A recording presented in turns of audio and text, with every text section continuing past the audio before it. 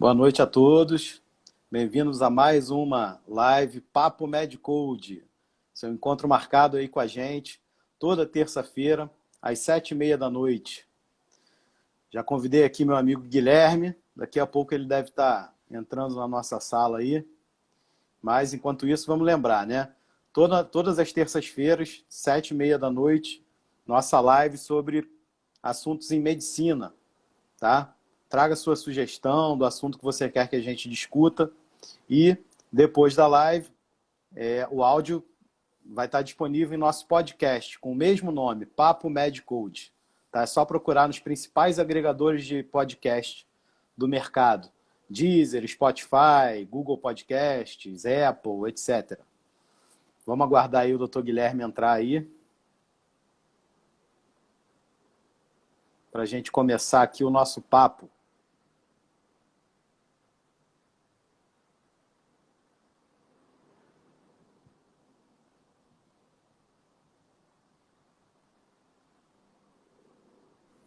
Aí, grande Guilherme. E aí, meu amigo? Tá longe, tá de longe hoje, hein? Conseguiram me ouvir? Tá, estamos conseguindo te ouvir, só que você tá contra a luz, só não dá para te ver muito bem. Porque eu tô queimado também, né, meu amigo? E aí, aproveitando muito aí? Aproveitando, né? Tem o direito também, né? Com certeza. E vê se não ouse voltar sem a taça, hein? Pelo amor de Deus. Com certeza. Vou trazer essa taça aqui pra gente, pô. É isso aí. Vou trazer o nosso tri. Vou trazer o nosso tri da Libertadores. É isso aí, meu irmão. Chegamos no momento de pôr do sol aqui, né? Quase tá dando para ver. Pôr do sol, o dia tá lindo aqui. Né? Maravilha, meu amigo. O céu limpo. Mas aqui a gente está para falar de medicina hoje, né? Exatamente. Estamos aqui para falar um pouquinho sobre exame físico do paciente internado, né? Isso aí. Meu amigo, e aí?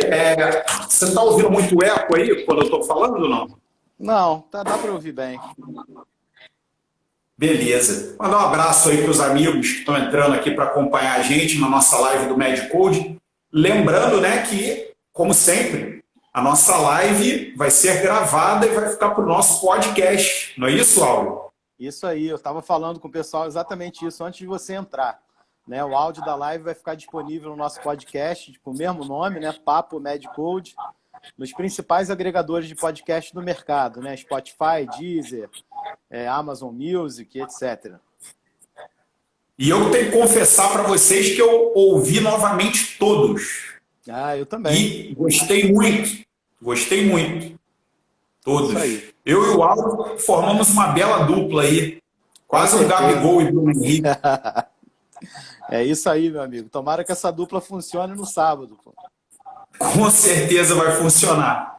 Então, Aura, para a gente começar, cara, a questão da anamnese no CTI, ela é muito diferente, né? De uma enfermaria.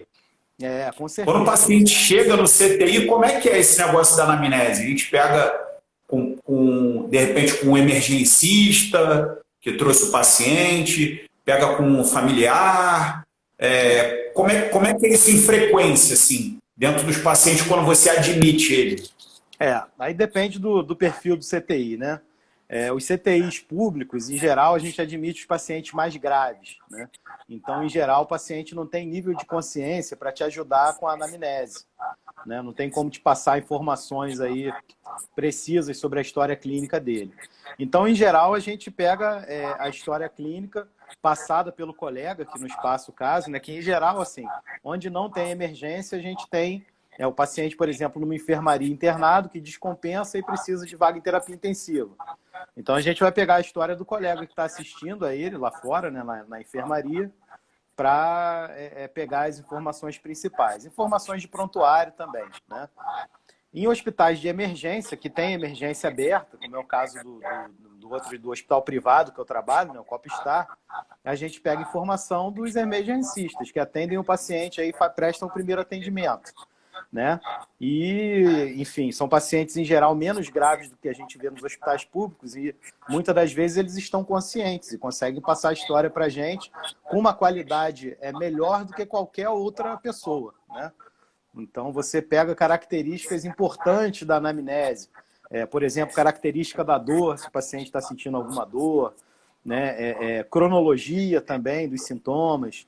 Então, é sempre mais confiável pegar a informação com o paciente diretamente. Mas no CTI nem sempre isso é possível, né?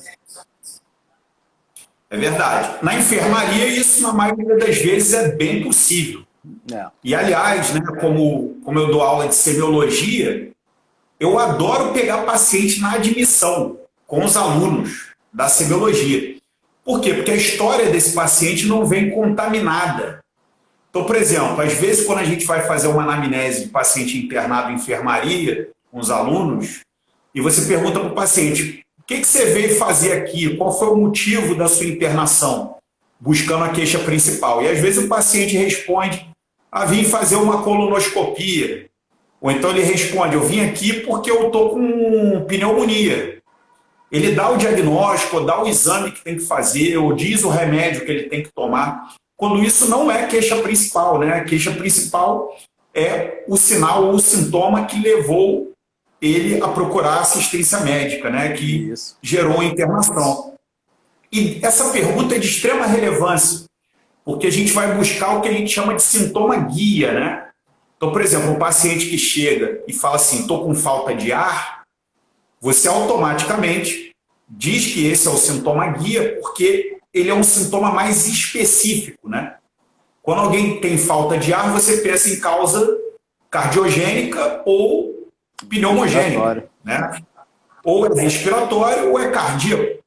Existem outras causas de dispneia, de falta de ar, que não são cardio nem pneu. Um paciente, por exemplo, com uma anemia grave pode ter falta de ar, pode ter dispneia, não tem problema nenhum em relação a isso. Um paciente que tem uma obstrução, né? Não teria problema. Renal, né? Ciência renal, por exemplo. Né? Isso. Outra questão é a seguinte, em relação ao sintoma guia, né, ele vai gerar as outras perguntas. Então, por exemplo, quando o paciente tem falta de ar, tem dispneia, e você pensa, olha, isso pode ser cardíaco ou pode ser pulmonar, automaticamente vai te gerar outras perguntas. Se ele tem falta de ar quando está deitado, se ele acorda de madrugada com falta de ar, se ele tem edema de membros inferiores. E só aí, né, se ele tem edema de membros inferiores, se ele tem dispneia paroxística noturna, se ele tem ortopneia, você já caminha para o lado da dispneia cardíaca. E quando ele não tem, você pensa, de repente, numa causa pulmonar. Pensando numa causa pulmonar, você vai perguntar se tem tosse produtiva, se tem hemoptise, se tem dor pleurítica, se tem febre, né? História de tabagismo, né? Pesado, prévio. Que são coisas correlatas, né? As pneumonias são correlatas à tuberculose, são correlatas a derrames pleurais, a câncer de pulmão, né? E dentro da própria ICC você vai perguntar outras coisas, né? Então, esse desafio da anamnese, né, maior, eu acho que é você encontrar um sintoma guia, buscar sintomas associados dentro do raciocínio do órgão ou sistema que você acha que está ocasionando aquela queixa do sintoma guia, né? E aí você começa a criar caminhos de diagnósticos diferenciais. E, naturalmente, né, a história patológica pregressa, a história fisiológica, a história social, né, a história familiar, isso é uma coisa mais protocolar, digamos assim, são perguntas protocolares. Mas a história da doença atual, ela exige, né, esse tipo de raciocínio do médico. E isso é muito marcante nas enfermarias, né? Talvez seja diferente do CTI, como você falou, que você pode pegar a história de um emergencista, ou você não vai conseguir pegar a história, ou, em alguns casos, você vai replicar as mesmas coisas que você acaba fazendo na enfermaria. Concorda? Exatamente. Concordo. E aí, assim, na minha opinião, nesses casos, né, do CTI, a semiologia se torna ainda mais importante, né? Que você, por exemplo, vou contar um caso, já que você gosta de contar casos, então também vou contar casos. Isso! Uma vez a gente recebeu uma paciente lá no CTI, que a queixa principal era cansaço, né? Cansaço é uma coisa muito vaga, né? Cansaço você não sabe se é fadiga, se é dispneia, né? Se né, acontece aos esforços, enfim. E aí também o colega que passou o caso também não ajudou muito com a história, né? E aí a gente vai examinar a paciente, né? A gente nota que a paciente tem edema de membros inferiores, né? Na época a gente estava com o interno que fez a primeira avaliação, né? Um edema de membros inferiores. E aí o interno já associou, né? Não, edema de membros inferiores com dispneia, né? Com fadiga e tal. Isso aí deve ser insuficiência cardíaca. Aí tá, eu de longe lá, olhei o monitor, paciente batendo a 54. Falei, olha, não é insuficiência cardíaca. Insuficiência cardíaca, num primeiro momento, né, o mecanismo compensatório é do paciente taquicardizar. Então, a insuficiência cardíaca, assim, o protótipo, né, típico da insuficiência cardíaca é um paciente taquicárdico e hipotenso, né? Pressão lá 10/6, frequência de 110. Isso é aquele paciente com a insuficiência cardíaca ou pouco descompensado ou ainda compensada clinicamente, né? E aí eu olhei de longe, batendo a 54, falei, insuficiência cardíaca não deve ser. E aí a gente vai examinar. E aí a paciente tinha, assim, vários comemorativos de um hipotiroidismo, né? E aí a gente foi fazendo, né, os exames e tal, e veio um TSH de 200 e alguma coisa, né? Com um T4 livre. Volta e meia a gente vê esses elefantes brancos. Exatamente, com um T4 livre de 0,2, né? Com uma anemia importante por causa do hipotiroidismo. Né? Então, a fadiga, o cansaço da paciente era pelo hipotiroidismo. Né? Então, foi uma paciente que a gente não tinha história clínica, né? Ela chegou para a gente já torporosa, né? Mas que a gente, com o exame clínico, a gente matou a charada e direcionou o nosso diagnóstico. Né? Na endocrinologia, a gente costuma dizer que a gente dá o diagnóstico quando o paciente entra pela porta. Mas é isso mesmo. Ele entra pela porta, você olha o faces, olha aquilo tudo e às vezes, ó, hipotiroidismo, acromegalia, nanismo, com deficiência de GH. Ovário muito Cushing, olha para Cushing. Ovário policístico. Então tem muito isso realmente.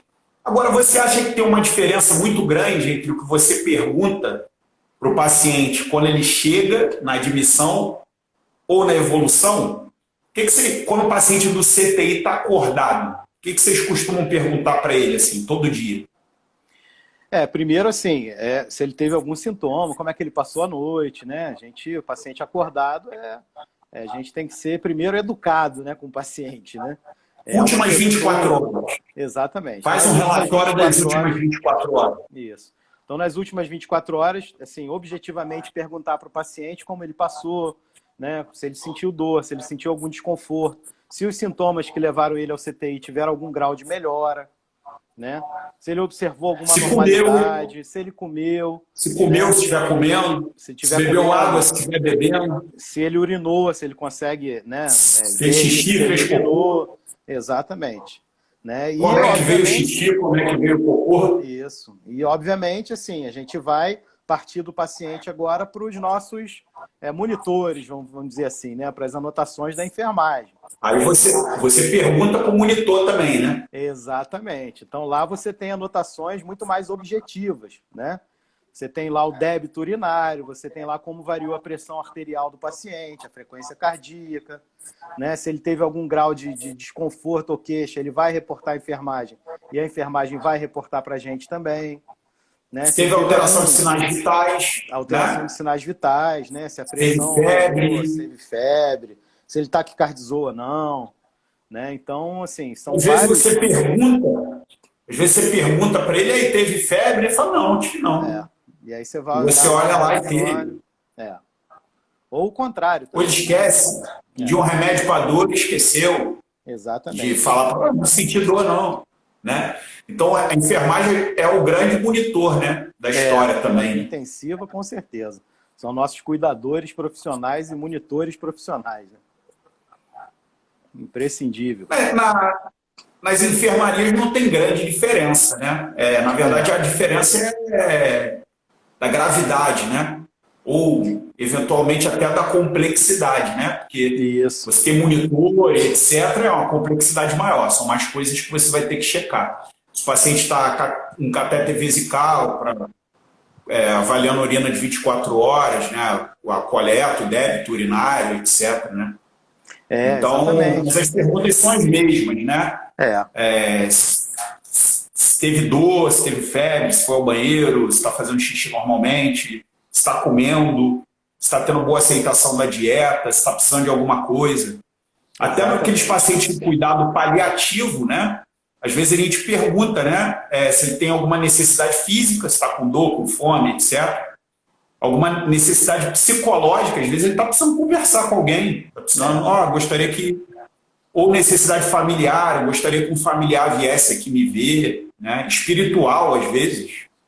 Eu gostaria que alguém religioso viesse me conversar comigo, né? São outras necessidades não físicas, né? Não somente físicas.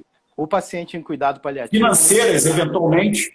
Preciso resolver um assunto financeiro, burocrático, né? Exatamente. O paciente em cuidados paliativos, muitas das vezes, tem muitos pontos desses que são negligenciados, né? Porque, enfim, é uma especialidade nova, na verdade, né? E é uma situação que é muito desconfortável para a maioria dos médicos, principalmente aqueles médicos menos experientes, né? Mas, assim, se a gente trata o paciente com bom senso, com humanidade, né? E, óbvio, a gente tem que saber o que está fazendo, né? Então, a gente vai acertar na maioria absoluta das vezes aí. Essa coisa da resolução financeira... São 5 pontos. Né? Físico, mental, espiritual, financeiro, familiar. Se você pensar nesses 5 pontos, você está tendo uma boa assistência. E, assim, a gente tem aí um legado da pandemia, que é a videochamada, né? A videochamada é uma coisa que conforta muito os pacientes, né? Então, é uma coisa que a gente herdou aí da pandemia, né? A gente teve coisa boa na pandemia, né? Por incrível que pareça. E uma dessas coisas foi a videochamada. Difundiu muito mais a videochamada, né? E os pacientes, assim, se sentem muito menos sozinhos, né? Muito menos desamparados. Não só os em cuidados paliativos, né? Mas todos os outros, né? Com certeza. E partindo para o exame físico em si, né? A gente andou falando um pouco sobre isso nas outras lives, né? Certo. Mas, por exemplo, cabeça e pescoço, assim, tem alguma coisa que você valorize todo dia? Que você Auro, valorize? Não, assim, o exame físico do paciente em terapia intensiva, principalmente aqueles pacientes em ventilação mecânica, né? A gente tem que sempre examinar a cabeça e pescoço, a busca de complicações da ventilação mecânica, né? Buscando aí enfisema subcutâneo, né? Buscando alterações aqui anatômicas aí no pescoço, né? E o exame geral, né? Faz parte do exame físico geral, mas aí a gente vai direcionar para o caso específico aí do paciente, né? Eu já me entreguei várias vezes, né? No cabeça e pescoço, eu diariamente olho a cavidade oral, com cuidado. Certo. Dentição, aspecto e também exame de linfonodos. São coisas que eu valorizo bastante no dia a dia. Né? Certo. Na admissão, eu valorizo tudo. Eu faço exame tudo, geral. Olho até atrás da orelha para ver se tem uma micose, um intertrio atrás da orelha, uma dermatite seborreica, olho tudo. Dentro do nariz, olho tudo. Agora, no dia a dia, eu valorizo muito cavidade oral e linfonodos. Talvez por um viés da AIDS, né? Os pacientes com AIDS fazem de um dia para o outro mudança de cavidade oral, parece candidíase, entre outras, sarcoma de Kaposi, né? Com certeza. A doença periodontal faz gengivoestomatite ou só gengivite, doença periodontal, abscessos periodoncais.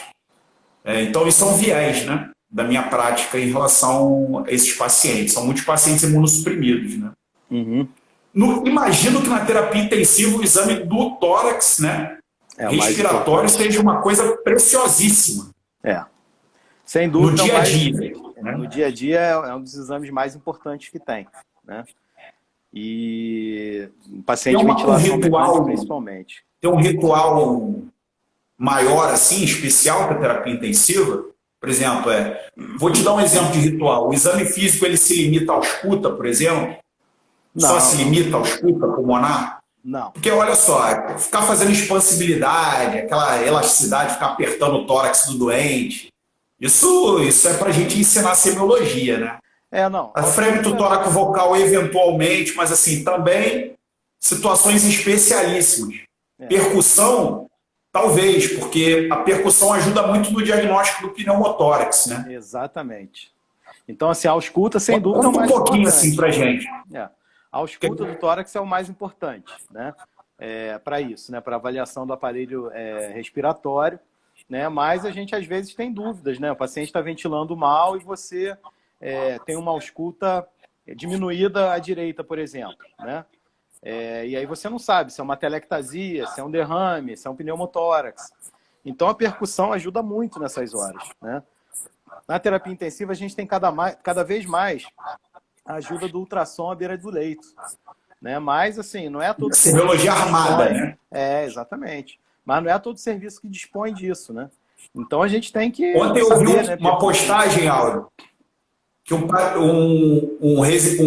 médico foi pegar um acesso profundo de um doente e o ultrassom não estava disponível. E aí ele teve que fazer na base da palpação e da anatomia como os incas faziam. Os incas faziam. Eu ri muito. Eu sou inca também, então. Eu aprendi a funcionar sem. Hoje, funcionando com é mais fácil, né? Pô, e era intracate, né? E era intracate ainda. Então era um negócio que era da Idade Média. Mas, enfim, hoje a gente tem a ajuda do ultrassom, né? Até nesses casos, nessas avaliações aí de alterações aí respiratórias, né? Mas a semiologia está sempre presente, né? Não é todo lugar que a gente tem isso, né? E a ausculta cardíaca também, muito importante, né? Não só a ausculta, como a avaliação dos pulsos também, né? Dos pulsos Na ausculta cardíaca você se prende a mais o quê, assim? Só para depois eu conseguir traçar um paralelo aí com a enfermaria. Você se prende mais ao quê, assim? Primeiro, sim, a avaliação das bulhas, né? Se o ritmo está regular ou não, se tem algum sopro em algum foco específico, algum sopro novo, principalmente, né? O paciente do terapia intensiva é aquele paciente que está invadido, né? Tem um catéter venoso central ali e uma das complicações mais temidas desse paciente é uma endocardite, né? Então, a ausculta cardíaca é muito importante, né? E no paciente, então é uma coisa mais completa, realmente, né? Mais completa, sem dúvida. Né? Além da avaliação do traçado no monitor, né? Todo paciente nosso está em monitorização cardíaca contínua. Então, você tem o traçado eletrocardiográfico no monitor, assim como o traçado da onda de pulso também, né? Pela avaliação ali do oxímetro digital. Né? Então, assim... Super completo. Completo. Né? E aí, assim... Na enfermaria já não posso dizer o mesmo. Assim, a gente se prende muito à ausculta respiratória, realmente. Dificilmente a gente vê algum internista pesquisando frêmito tóraco-vocal, percutindo o tórax, sem o paciente ter nenhum tipo de queixa que leve a um diagnóstico diferencial de uma síndrome pleuropulmonar, um pneumotórax, uma telectasia, um derrame pleural. Estou falando disso no dia a dia, tá? Não na admissão, no dia a dia.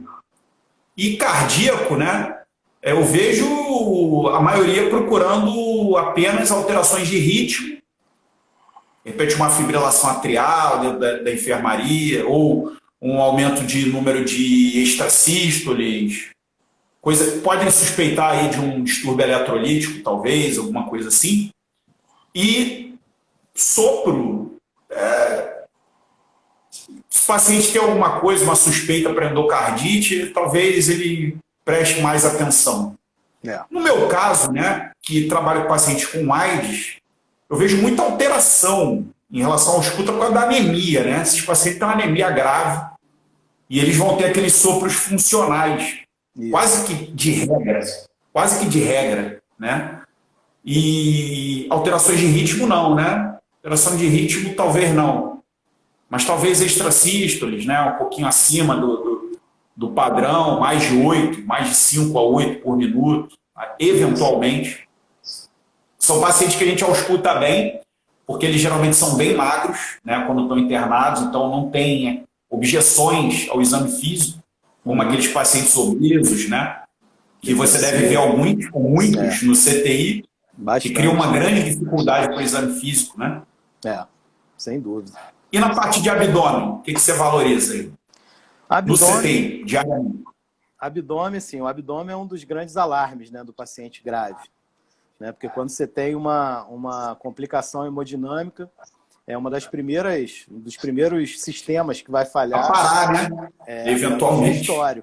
Então, antes de você ter complicações cardíacas, pulmonares, você vai ter complicações intestinais.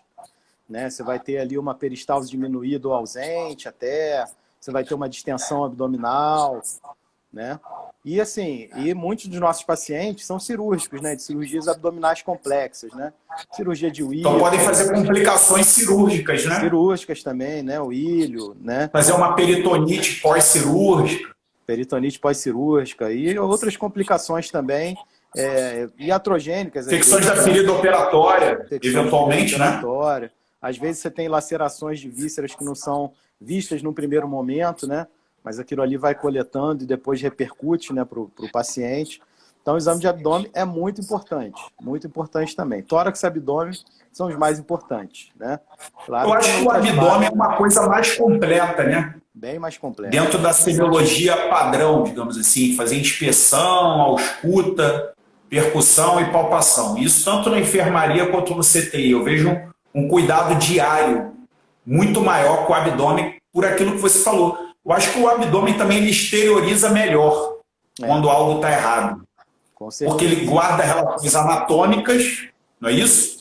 Se o paciente está fazendo uma colicistite, ele vai ter dor em hipocôndrio direito, vai ter Murphy, né? Pausa a respiração, a palpação do ponto cístico, né? Com a respiração profunda.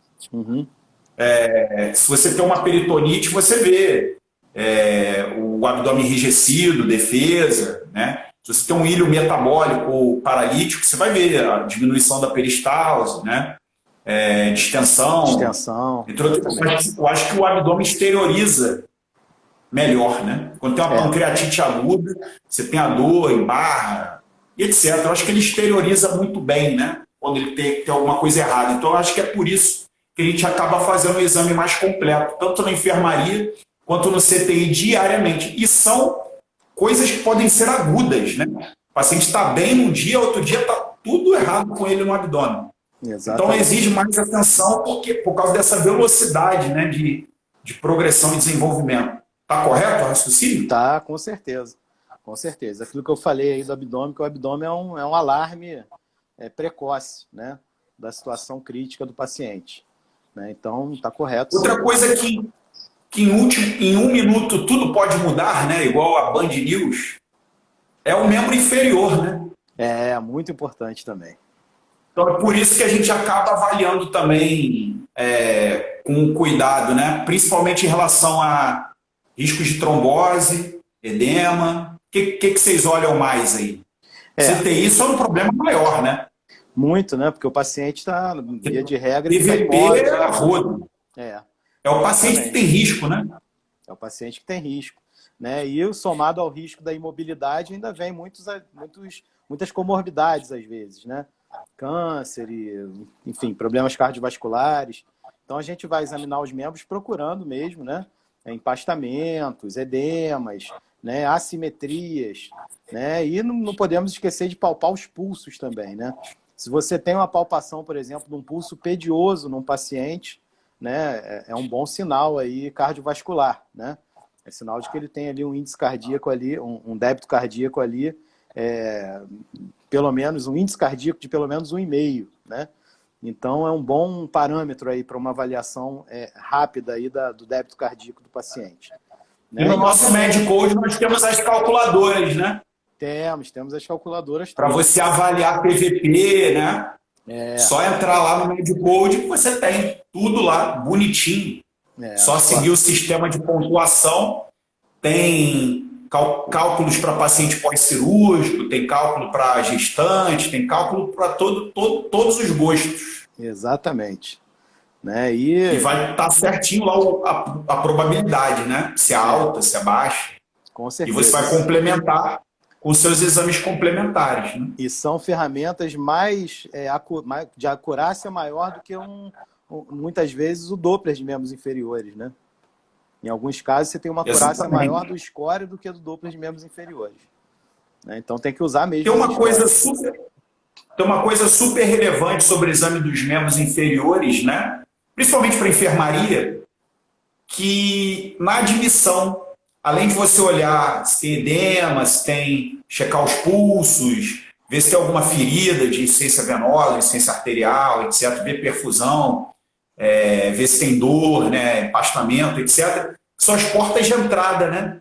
Para descompensações, por exemplo, para celulites, para descompensações, às vezes está lá entre os dedos, lá um intertrigo, uma feridinha, uma onycomicose, que a gente vê muito.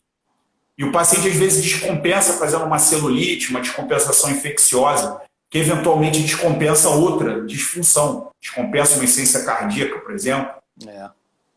Exatamente. É muito importante esse exame, né? Paciente diabético, né, também, né? O paciente vasculopata. Isso. Então, é muito importante essa avaliação, sim, porque geralmente a porta de entrada está aí mesmo, né? E é isso, vai descompensar o coração, né? O paciente aumenta a demanda dele e o coração não dá conta, né? Aumenta a demanda por uma resposta inflamatória sistêmica, né? Pela infecção ali. E aí o coração não dá conta e descompensa. Né? Então e no exame geral, imagino que você também examine todas as invasões, né? Dos pacientes de vocês. Checar acesso, checar catéter vesical, checar tubo, checar tudo, né? O exame não é só do paciente. O exame também é da monitorização, da invasão, né? Isso. Você tem vários pacientes, no caso. Checar os drenos, né? O débito de dreno daquele paciente que está com dreno, né? O aspecto de tudo. Isso, em geral, a enfermagem monitora até melhor do que a gente, né? Mas é óbvio, na hora que a gente vai examinar o paciente, a gente vai ver também, né? Mas é muito importante. E o paciente, né, do CTI, que a gente falou de lesões por pressão, né? É outra avaliação muito importante. É o paciente que é imóvel, o paciente que é desnutrido, é o paciente que tem distúrbio hemodinâmico, né? Complicação hemodinâmica. Então, é o paciente mais exposto aí a lesões por pressão, como a gente falou aí na nossa penúltima live aí, né? Então, é outra coisa importante a se avaliar também, né? Mudar o paciente de decúbito, né? Em geral, isso acontece assim, a gente vai examinar o paciente, muitas vezes a gente não consegue mobilizar, né? Mas aí a enfermagem, na hora que vai dar o banho no paciente, por exemplo, chama a gente, né? E aí a gente consegue, né? Que a enfermagem vai mobilizando para dar o banho no paciente e a gente consegue observar melhor as coisas aí, né?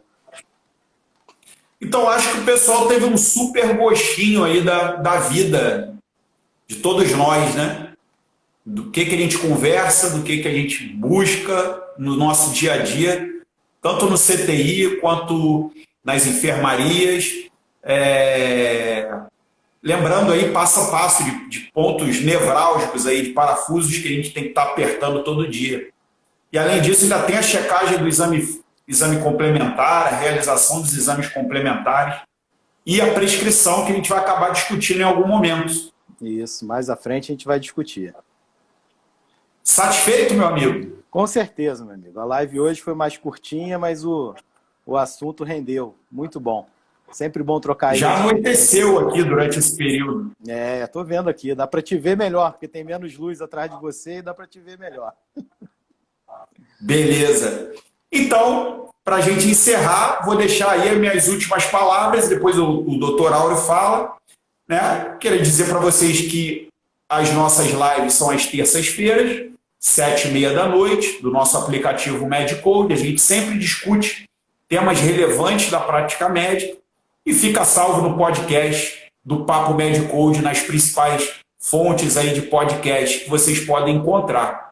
Então, deixo meu abraço para todos. Espero voltar com a taça do meu Mengão na terça-feira que vem, comemorando, né?